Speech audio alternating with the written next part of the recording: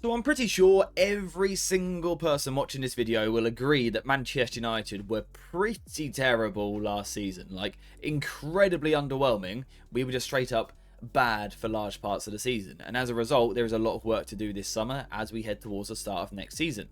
Some of that work will be done with recruitment and player changes. For example, certain individuals will probably leave the club and other players will come in. For example, we've already signed Matheus Cunha and hopefully there are more to follow. So recruitment can certainly help us. However, we also need to make tactical changes as well because Ruben Amorim is not perfect. He will himself acknowledge that it wasn't perfect last season, and I'm sure he would have learned a lot, particularly around the goal kick structure. And the main reason why I feel that we need to change the goal kick structure and also approach is because basically last season it didn't work, both on the eye test and also the statistics. You know, we all saw it basically didn't work. And we're going to start off with actually what the structure and the idea was. So of course it would start with the goalkeeper in possession on the ball taking the goal kick. That's pretty standard, but what we saw from there was far from standard. You see the two wider centre-backs were splitting either side of the goalkeeper, the two wing-backs were dropping deeper, almost into full-back-like positions, and the middle centre-back was actually going and standing in midfield.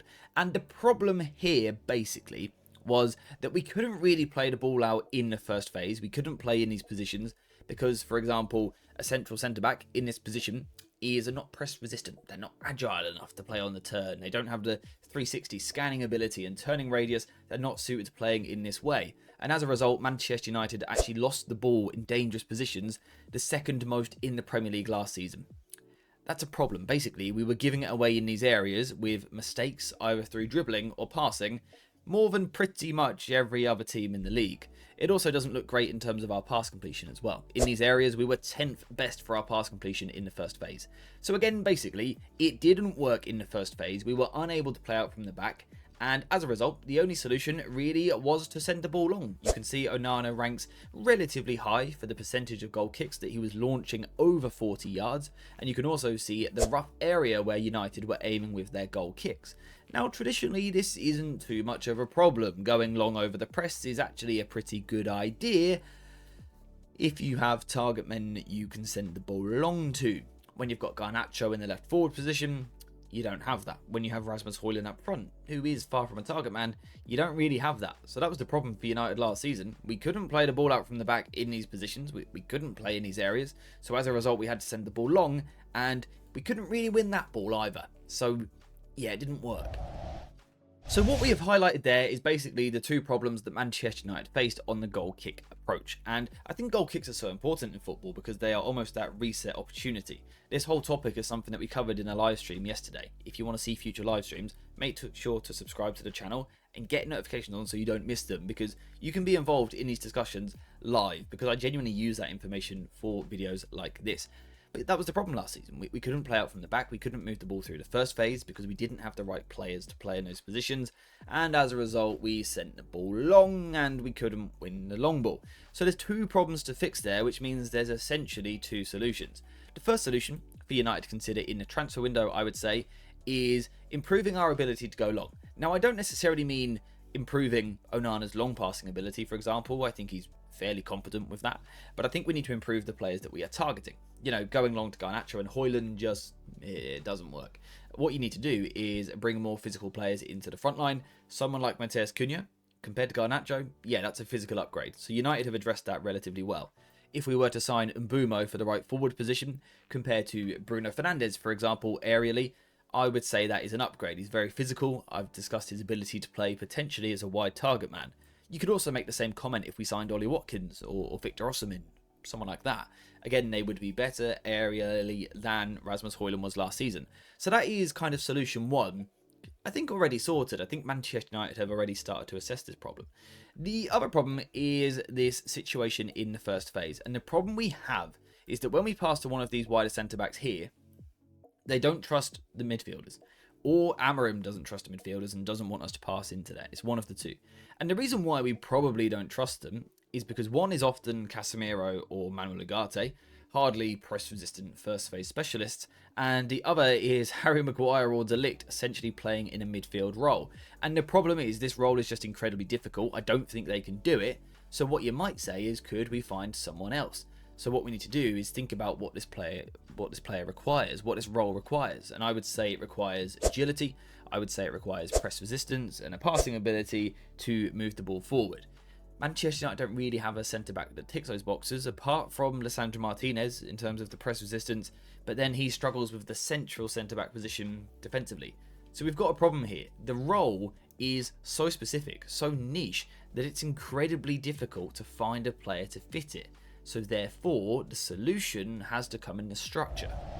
Now, normally, I don't actually think structure and formation is too important. What's more important is the behaviour of the players and the zones that they roam into. However, on goal kicks, reset positions, I do think the starting position is actually incredibly important for these players because, like I said, it's a reset opportunity. The game has stopped, completely stopped, and you've got a free pass, a free opportunity to try and play out from the back. So I think what we're going to do, basically, is I'm going to give you 3 different ideas that United could use in the first phase, and what I want you guys to do is tell me which of the 3 structures you prefer the most. Now, for all of these structures, we are going to be using the base formation of Ruben Amorim, which is, we believe, to be the 3-4-3. So we are going to have several defenders in the team. We're going to have 2 midfielders, and we're going to have 3 forwards, and maybe someone like Ahmad at wing back. But what's important here is not actually the personnel, the individuals, but the positions that are playing in each area, if that makes sense. So let's get on to some solutions. So solution number 1 is a formation or a system that I am going to label as a 2-4-5. And if you add that up, that's got 11 players. And normally we don't discuss the goalkeeper in the formation. However, as you can see on screen here, for this solution, we are going to use the goalkeeper as more of a ball player with the central centre-back alongside them. So what I want you to do is look at the players we've got in different positions here. We've got the goalkeeper alongside the central centre-back. And the reason why this is ideal is because the goalkeeper is still fine here, everything's in front of him. But the central centre-back now, rather than receiving in midfield with his back to goal where he's got to turn, is actually receiving in a deeper position where everything is in front of him. That's what centre-backs want, it's what they're trained for, it's what they're used to. The other 2 centre-backs are splitting a little bit wider. Perhaps full-backs could play these roles as centre-backs, you know, Mazraoui, Lisandro Martinez, Luke Shaw. They're all players that could tick these boxes. But again, I think from these positions, United have players that would be comfortable. The important thing we've got, though, is that in midfield, we've got 2 central midfielders. We haven't got a 6'4" centre-back. We've got 2 central midfielders. And if United were to recruit well, we could sign someone that's press resistant, someone that's nimble, agile, able to turn in the first phase. Or we could use a Kobbie Mainoo here. That could all work. And then in the front line, if we wish to be more direct, we can pin the opposition back because we've got 5 players up here with the wing backs pushed further forward, the striker and the 2 inside forwards as well. So this is solution number 1. Let me know if you like it. Solution number 2 is more of a 4-2-4 shape, and you will notice this one is a bit more asymmetrical in terms of where the wing backs and the inside forwards are, but we'll come on to that in just a second. The first thing we've got here is the goalkeeper in an even more simplified role, in goal. You know, nice and basic, in goal. In front of that, once again, we've got 2 centre-backs. No centre-back moving into midfield. We've got our central centre-back and our left centre-back inside the box receiving from the goalkeeper.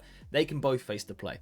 On the right-hand side, we've then got our right centre-back peeling into this position, allowing our right wing-back to play a little bit higher up the pitch. On the left, however, our wing-back is much deeper, allowing our inside forward to play wider. Importantly, we've got 2 central midfielders in the middle. Again, similar to last time, you could sign a nimble midfielder, sign someone press resistant, allow us to play in these areas without using someone that is a centre-back.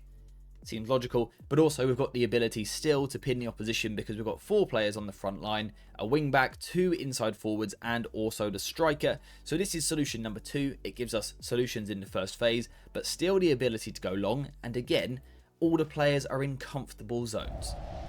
Finally, we have solution number 3, and you guys may argue that this is a bit more of an audacious one. We're calling this a 2-3-2-4. You will notice once again that means there's 11 players and our goalkeeper is very much involved in the build-up with the central centre-back going back to playing alongside them. Not in midfield, playing alongside them. What we're asking of our other 2 centre-backs is to almost play as full-backs in this phase. So again, could this be Mazraoui here, Lisandro Martinez? Could it be Yoro? Could it be Luke Shaw? I think they could all do that role. Aiden Heaven probably as well. Then what we're doing is we're playing with a solo pivot in the first phase. So again, you would probably want a signing here, someone who can drop deeper into this position to get on the ball. Then ahead of them, we've got 2 players, almost creating a bit of a midfield 3, you could argue. So this could be our left forward, someone like Cunha or Mount or Bruno Fernandes dropping into this position. And then we've got our right-sided central midfielder as well. So again, this could be Bruno Fernandes, it could be Kobbie Mainoo. There's a few it could be. But again, you can see so far we've got players in pretty natural positions, apart from the fact that we're asking for quite a lot from the wide centre-backs.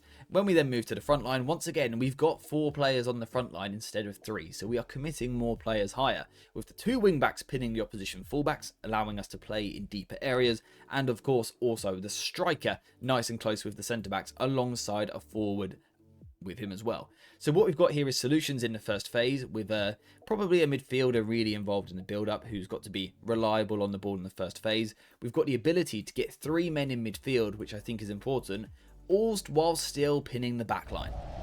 So yeah, that is that. The problems with the current Manchester United goal kicks, and 3 potential ways we could solve those problems, all while still starting off actually in Ruben Amorim's 3-4-3.